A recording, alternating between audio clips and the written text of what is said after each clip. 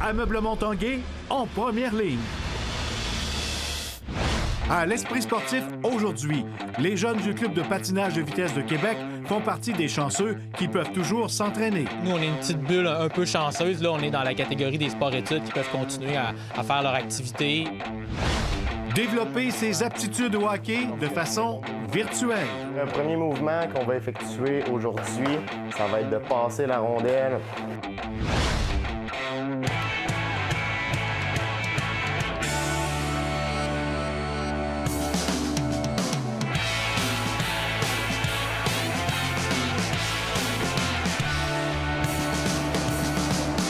À tous, bienvenue à l'Esprit sportif. Les jeunes du club de patinage de vitesse de Québec sont parmi les chanceux qui peuvent toujours s'entraîner. Les étudiants athlètes des programmes sport-études Cardinal-Roy et Pointe-Lévis se préparent pour la compétition.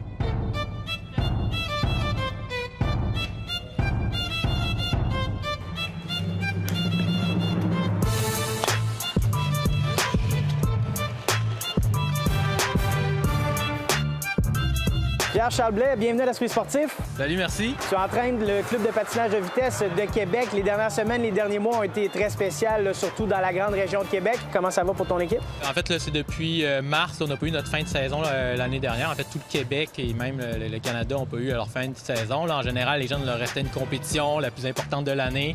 Fait qu'ils sont restés un peu sur leur fin à la fin de la saison. On commence par à partir du mois de juillet, on a commencé à avoir le droit de faire des entraînements extérieurs, donc sans glace, bien sûr. Puis on a eu quelques glaces, puis ça allait quand même bien. Là, on commençait à déconfiner de plus en plus.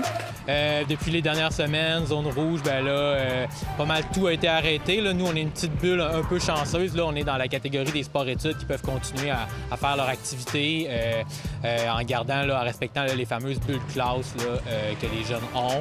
Puis donc, c'est sûr que pour leur saison, au niveau compétition, pour l'instant, on ne sait pas ce qui va arriver après Noël, mais ils n'en ont pas eu, puis ils n'en auront pas là, d'ici les prochains mois. Puis avec notre gros enjeu, c'est de garder la motivation, là, puis les jeunes, là, leur faire profiter de la chance qu'ils ont de, eux, patiner toujours. Quels sont les objectifs qu'on fixe avec les jeunes dans une saison comme celle-ci? C'est sûr que dans une saison comme celle-ci, c'est assez différent parce que ça change. Ça a changé au moins 2-3 fois là, dans l'année. Je dirais que les entraîneurs de la région de Québec, ce qu'on a décidé de faire, c'est vraiment travailler au niveau technique pour les athlètes. Donc, pas nécessairement penser à faire des résultats de course ou juste faire des courses en pratique, mais vraiment qu'ils s'améliorent au niveau technique. Puis éventuellement qu'il y ait du fun aussi. C'est une partie qui est souvent oubliée dans le sport, là, surtout pour ceux de haut niveau. Donc du fun avec développement technique. Qu'est-ce qui t'a attiré vers le patinage de vitesse? Les Olympiques à Sochi en 2014. Ben, c'est ça. Là, en même temps, il fallait que j'apprenne à patiner, fait que ça a bien tombé. Là. C'est ce que tu as vu à la télé et tu t'es dit, ah, ben pourquoi pas? Ouais. On sait vraiment qu'on est chanceux, puis les jeunes aussi, puis ils sont quand même assez bons là, pour comprendre tous les enjeux qui sont là. Puis oui, ça nous limite dans ce qu'on peut faire. On est un sport que même si on est un sport individuel, là, c'est important pour nous là, de pratiquer tout ce qui est course, tout ce qui est peloton, puis prise de décision. Fait qu'en ce moment, bien, on porte le masque, on patine plus individuel, puis on travaille plus là, la technique. Puis donc, c'est des choses que normalement les jeunes, souvent, là, ils aiment un peu moins pratiquer là, en temps normal. Mais en ce moment, là, on a réussi à faire passer le message que ça valait la peine de travailler ça en ce moment, puis c'était ça où on patinait pas, fait que les jeunes sont super contents de le faire. Comment on entrevoit là, notre saison?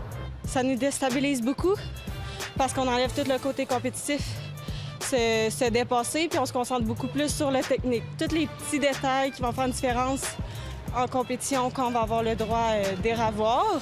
Fait que là, on se concentre vraiment là-dessus. C'est notre sport, on l'aime, mais c'est différent. Il faut s'adapter. Ça n'a pas trop de différence, là. On fait juste porter un masque. OK. Fait que c'est pas si pire. Ouais. Il faut toujours continuer à s'entraîner car on ne sait pas quand ça va commencer.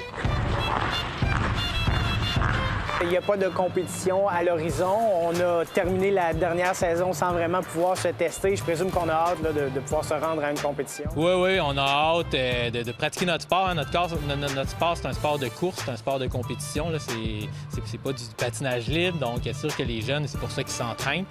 Mais on comprend tout ça, puis on espère que ça va arriver rapidement. Puis on le sait là, que même au niveau international, les Coupes du monde en ce moment, c'est annulé. Donc, Nous, on est prêts, on s'entraîne. Comparativement aux autres, on a l'opportunité de pouvoir s'entraîner, on en profite au max. Au début de la saison, au mois de septembre, il y a eu une compétition. C'était pas le niveau des jeunes que j'entraîne, mais une compétition de niveau élite à Sherbrooke. Elle a eu lieu. À ce qu'on m'a rapporté, ça s'est quand même très bien passé. C'est un niveau qui est provincial. Donc oui, ça fonctionne. Il y avait un nombre limité de parents. Donc notre fédération est quand même assez active puis qui essaie de trouver des solutions pour que ça revienne le plus tôt possible. Mais en ce moment, avec plusieurs régions, les gros bassins de population, Montréal et Québec sont en zone rouge. Là, ils ont pris la décision là, de reporter les premières compétitions puis de revoir après les fêtes. On vous le souhaite, merci. Merci beaucoup.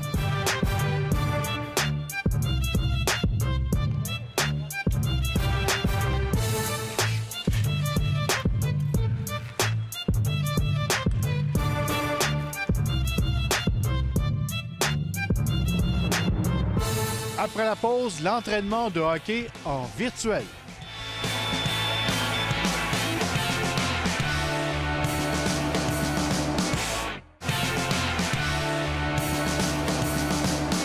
Danick Powers est entraîneur de hockey à l'Académie Saint-Louis.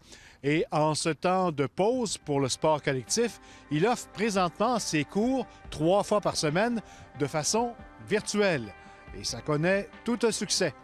Le reportage de Stéphane Turcot. Ça va être de passer la rondelle. C'est de son petit appartement de Québec que Danick Powers donne ses cours. Place son équipement. Ça fait une quinzaine de jours que c'est parti. Puis c'est un projet en croissance. On est parti à 48 jeunes. Puis là, on s'approche tranquillement là, de la centaine de participants. Lorsque tu fais ton mouvement, ta main du haut là, va être vraiment dégagée de ton corps. Les exercices s'adressent à des joueurs atomes et puis oui, mais aussi à des plus jeunes et un peu plus vieux. 100% gratuit. Donc, dans le fond, l'initiative répond à un besoin là, de préserver la santé physique, la santé mentale des jeunes qui se trouvent à être sans sport en ce moment. Là. Les exercices sont limités mais très précis. En fait, on fait beaucoup de maniements de rondelles. On travaille sur la précision des mouvements, la posture, les techniques de dribble aussi. Puis le mercredi, c'est un entraînement qui est plus physique, plus musculaire, plus cardiovasculaire, spécifique au hockey. Il y a aussi des invités vedettes aux séances. On a été très choyés. Lundi passé, ça a été Evan Naus, le premier choix des Remparts, qui est venu avec nous participer à la séance. Salut tout le monde, merci beaucoup de l'invitation. On va avoir Vincent Tissevigny des Tigres de Victoriaville. Et bientôt, Jacob Pelletier va s'ajouter à la liste. À chaque fois que tu fais ton mouvement... Mais ce projet doit se faire avec l'indulgence de ses voisins et de sa copine. Ils sont au courant, sont avertis. Maintenant, j'essaie de ne pas être trop bruyant. Dans le fond, là, ça m'a coûté un chat là, à ce niveau-là. Donc, vous comprenez que j'avais pas trop d'arguments quand elle a voulu adopter un chat en monopolisant l'appartement 3 fois par semaine. Ouais, c'est le chat Miko qui a servi de compensation dans le couple. Stéphane Turcot, à Québec. C'est le championnat du monde. Récipiendaire dans la catégorie sport individuel international, il a devancé la planchiste Laurie Blouin et le judoka Antoine Valois-Fortier.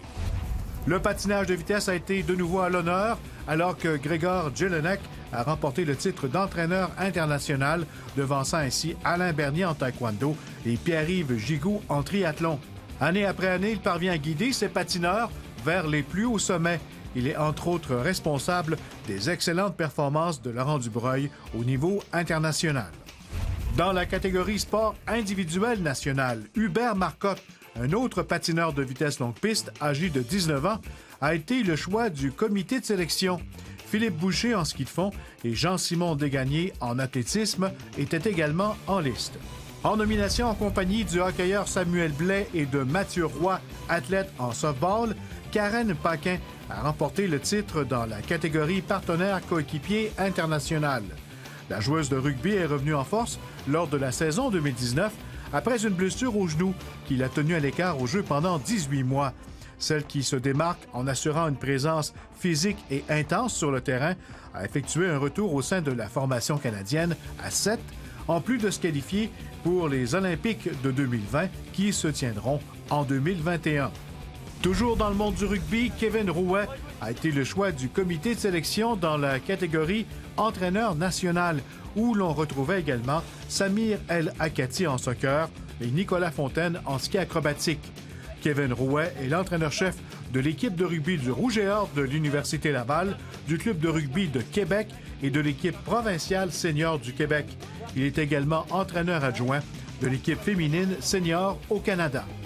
Dans la catégorie partenaire coéquipier national, la joueuse de rugby Fabiola Forteza a mis la main sur le titre devant Rosalie Dumont en soccer et Elisabeth Giguère en hockey sur glace. C'est une véritable année de rêve qu'a connue la joueuse de rugby. Elle fut, entre autres, l'une des grands responsables de la conquête historique de la médaille d'or du championnat canadien universitaire par le Rouge et Or de l'Université Laval.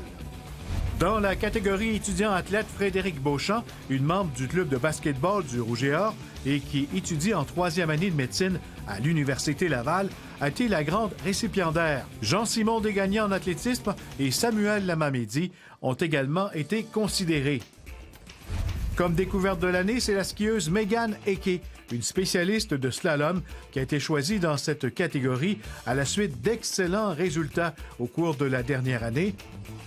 Finalement, du côté masculin, Loïc Tremblay, un plongeur de 14 ans, a été élu découverte de l'année. Notons que les nommés recevront 21 bourses totalisant un montant de 30 000 $. Et voilà, c'était l'Esprit sportif pour aujourd'hui. Passez une bonne fin de soirée. On se retrouve demain. Bye bye tout le monde.